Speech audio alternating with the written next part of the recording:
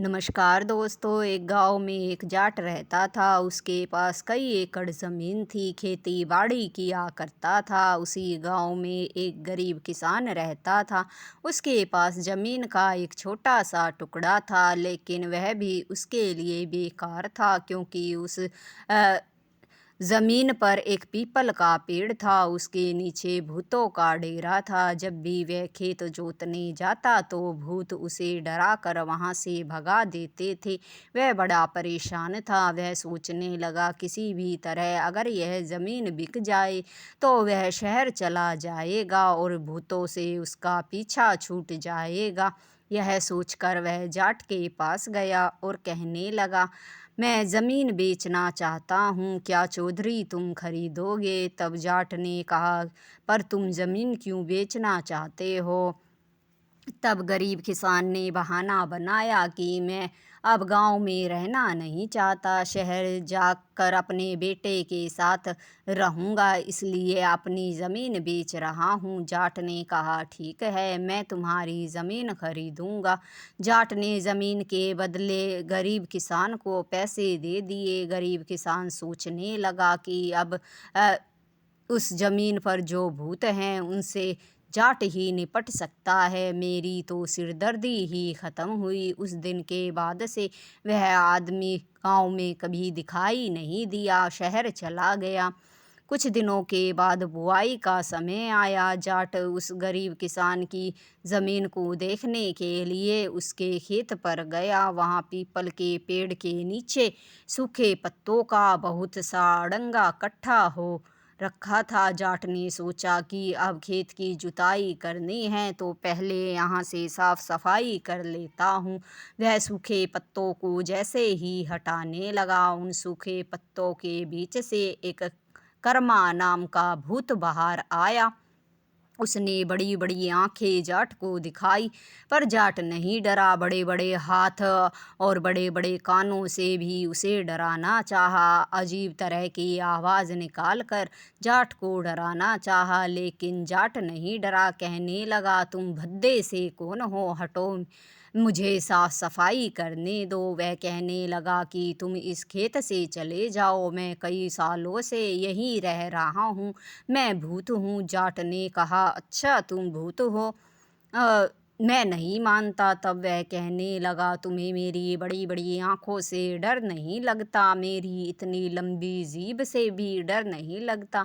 मैं अपनी जीभ से तुम्हें लपेट कर दूसरी तरफ पटक दूंगा। जाट ने कहा, अच्छा तेरी इतनी हिम्मत, जाट से पंगा लेगा? जाट किसी से नहीं डरता। जाट ने अपना लठ उठाया और कहने लगा, भागता है यहाँ से या फिर दूं एक लठ?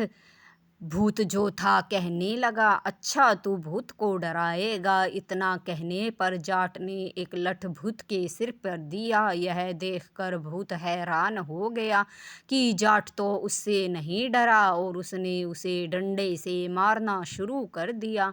अब जाट का डंडा देखकर भूत वहाँ से भागने लगा तो जाट ने भी उसका पीछा नहीं छोड़ा। डंडा लेकर उसके पीछे भागने लगा और कहने लगा, रुक, अब भागता कहाँ है? तेरी भूतगिरी सभी अभी निकालता हूँ। तूने गलत आदमी से पंगा ले लिया।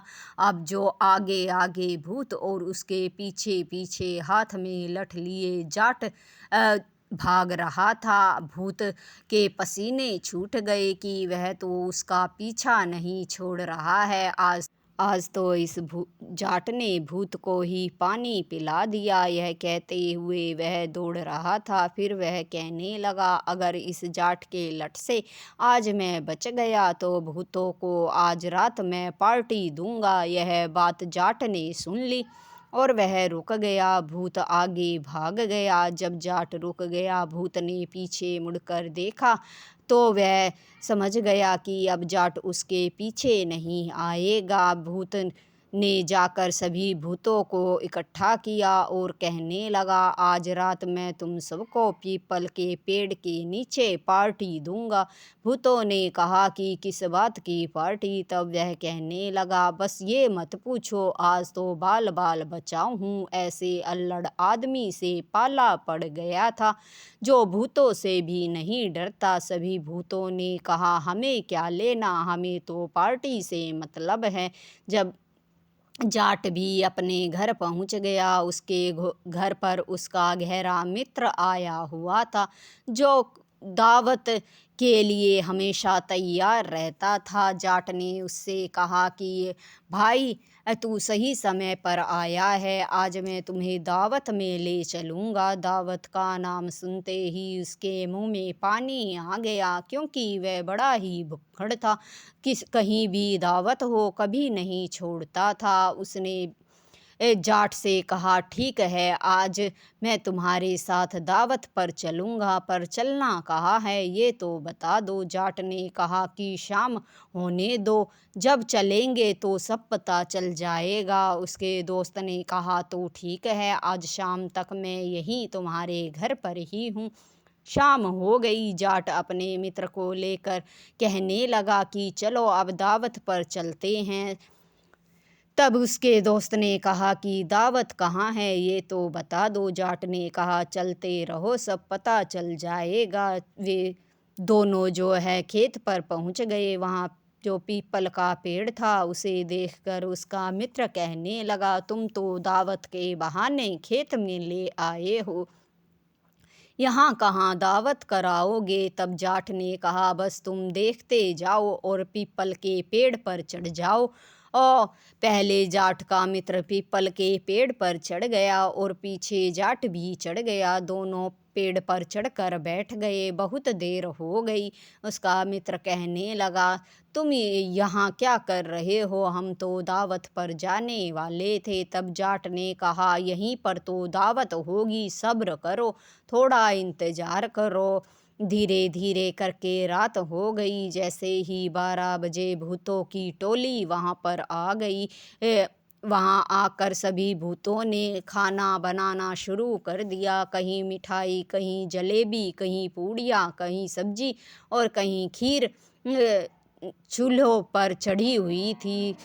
सभी जो भूत भूतनियाँ थी मज़े से खाना बना रहे थे। यह सब देखकर जाट के मित्र के तो पसीने छूट गए। वह कुछ कहने के लायक भी नहीं था। जाट ने कहा था कि चुपचाप बस सब देखते रहना, बोलना मत। पर वह बैठा बैठा काँप रहा था। जाट भी ये सब चुपचाप पेड़ पर बैठा देख रहा था। थोड़ी ही देर में भूतों का सरदार वहाँ आ गया। उसने कहा कि यहाँ क्या हो रहा है? तब एक भूत ने कहा कि ये सरदार, आप देख नहीं रहे, यहाँ दावत होने वाली है। तब सरदार ने कहा कि किस नाम की दावत? तब एक भूतनी ने कहा, तो ये तो कर्मा भूत से ही पूछो किस नाम की दावत है। तब भूतों के सरदार ने कर्मा भूत से पूछा, क्यों भाई कर्मा भूत, किस बात की दावत दे रहे हो? कर्मा भूत ने कहा कि क्या बताऊं सरदार, आज तो मैं एक जाट से बाल बाल बचा हूँ, उसी की दावत में सब भूतों से दे रहा हूँ।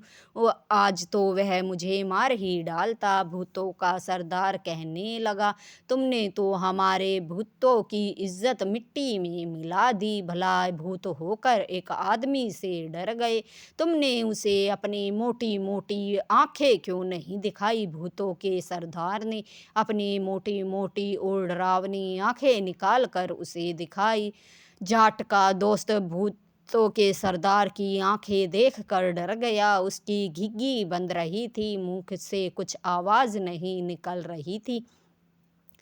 फिर कर्मू भूत ने कहा, सरदार, मैंने उसे सब अपनी गोल गोल चकोरी आंखें, मोटी आंखें करके, बड़े बड़े कान और बड़ी जीभ करके सब कुछ दिखाया, पर वह बिल्कुल नहीं डरा। वह तो उल्टा ही लठ लेके मेरे पीछे दौड़ पड़ा और उसने तो भूत को भी पानी पिला दिया। बड़ा ही खतरनाक इंसान था जिससे मेरा पाला पड़ा था। मैं ही जानता हूँ, जैसे तैसे मैं उससे बचकर निकला था। अगर आज मैं बचकर नहीं निकलता तो वह तो मेरी चटनी ही बना देता। उसमें इतना साहस था। भूतों का सरदार ये सुनकर हैरान हो गया कि ऐसा ऐसा कौन था जो भूतों से भी नहीं डरता। तब कर्मो भूत ने कहा कि सरदार, वो एक जाट था और जाट के लठ के आगे तो भूत को भी भागना पड़ा। इतनी ही देर में उनकी बातें सुनकर जाट के मित्र के जो हाथ पैर कांप रहे थे उसका बैलेंस बिगड़ गया और वह नीचे एकदम से गिर गया। वह जिस पर गिरा वह भूतों का सरदार था। अचानक से हुए हमले से भूतों का सरदार घबरा गया और कहने लगा, यहाँ से तो बच निकलने में ही भलाई है। यह कहकर वह वहाँ से भाग गया। उसे भागता देखकर सारे भूत भूतनी भी उसके पीछे भाग लिए और वहाँ से चले गए। थोड़ी देर के बाद जाट पेड़ से नीचे उतरा, अपने दोस्त को उठाया और कहने लगा, देखा तुमने, ये इसी दावत में मैं तुम्हें लेकर आया था। तब वह कहने लगा, तूने तो मुझे आज मरवा ही दिया होता। इतने सारे भूतों के आगे तो मेरे प्राण पखेरु ही हो गए थे। जाट ने कहा, डर के आगे जीत है, हमें किसी से डरना नहीं चाहिए। तब उसने अपने मित्र से कहा कि अब तुम जाओ और गाड़ियाँ लेकर आओ और ये सारा सामान भरकर अपने घर ले जाओ। उसका मित्र रात में ही गाड़ियाँ लेकर आया और बैलगाड़ी में सारा सामान भरकर अपने घर ले गया। इस तरह उसकी तो मौज हो गई।